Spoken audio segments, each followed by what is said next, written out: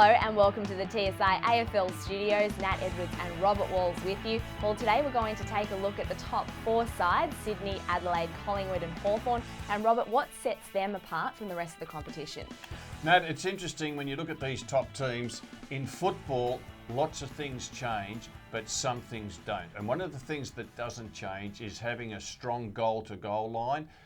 Your spine, if you like, so your fullback, centre-half back, centre-man, centre-half forward, full forward, they're the old-fashioned positions, but it's interesting when you look at the top four teams, they have got very good players who consistently play those roles. And I think if you look at Sydney, they've got Grundy and Ted Richards, who are their key defenders. Week in, week out, they get the job done.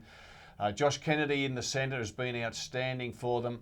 And the two big fellas up forward have been Adam Goodes and Sam Reid. So they can build around that, and Sydney's done that. You go to Adelaide, and I think they're in really good shape when you think that Rutten and young Talia are the key defenders. Scotty Thompson's been in wonderful form in the centre. And then the two big fellas up forward in Walker and Tippett. Well, every club would love to have those two big boys in their forward line. Go to Collingwood, and Brown's come in at fullback. We know he can play well there. You've got Ben Reid at centre-half back, who's been a wonderful player for quite a few years now. Pendlebury, one of the best midfielders in the competition in the midfield. And the two big fellas in Dawes and Cloak up forward that they can build around, and they do. And they just regularly play those roles. And of course, the last team is Hawthorn in that top four. Josh Gibson's been outstanding at fullback for them. Sean Makers at centre-half back is just steady and learning and developing all the time. Sam Mitchell, again in wonderful form in the midfield. And what about the two big blokes up forward in Roughhead and Buddy Franklin? So it's no coincidence that teams that have got these regular fellas down the spine are performing well. My old team, Carlton, let's have a look at them, for example. Why are they having a poor year? Michael Jamieson, the fullback, he's been disappointing this year, gives away too many free kicks.